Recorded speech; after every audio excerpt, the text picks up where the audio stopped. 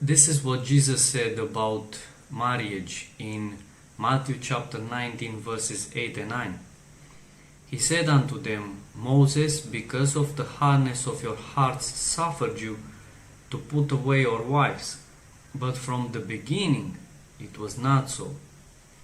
And I say unto you, whoever shall put away his wife, except it be for fornication, and shall marry another, committeth adultery. And whoso marrieth her, which is put away, do commit adultery. There is a clear distinction between fornication, which is premarital sexual intercourse, and adultery, which is marriage infidelity.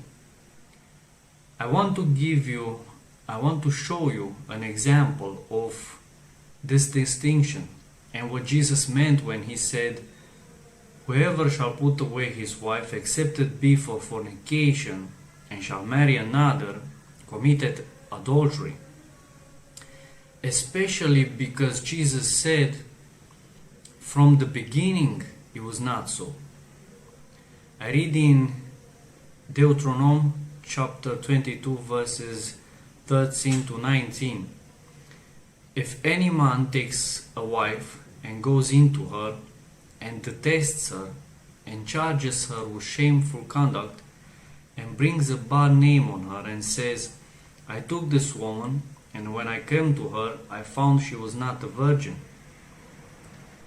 then the father and mother of the young woman shall take and bring out the evidence of the young woman's virginity to the elders of the city at the gate. And the young woman's father shall say to the elders, I gave my daughter to this man as wife, and he detests her. Now he has charged her with shameful conduct, saying, I found your daughter was not a virgin. And yet these are the evidences of my daughter's virginity. And they shall spread the cloth before the elders of the city. Then the elders of the city shall take that man and punish him. And they shall fine him 100 shekels of silver and give them to the father of the young woman, because he has brought a bad name on a virgin of Israel, and she shall be his wife.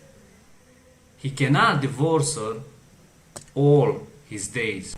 This man, even though he hated his wife, that was not a reason to divorce her, like many people do today. Today people divorce from thousands of reasons, but from the beginning it was not so.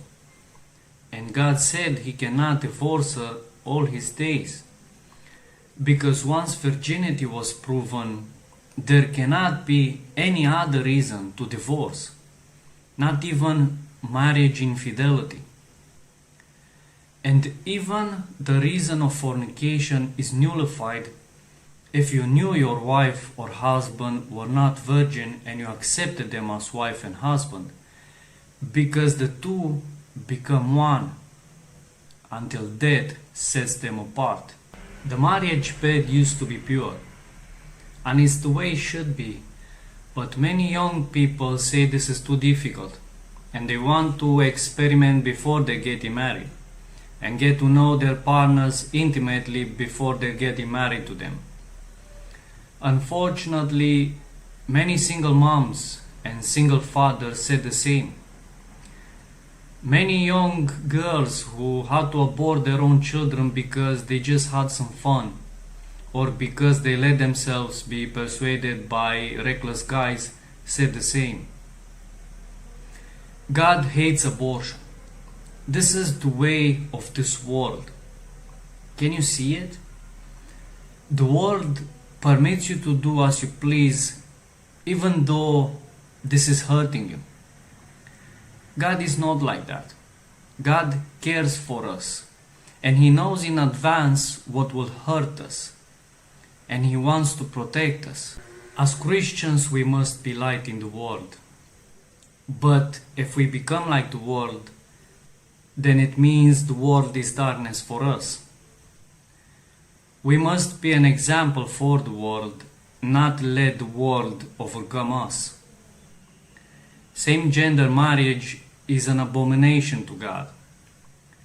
But Christians today don't care about what God cares, they care about what the world cares. Jesus encouraged us to overcome this world and its deceptions, but most Christians embrace it. Remarriage is adultery. It's not me saying it, but Jesus.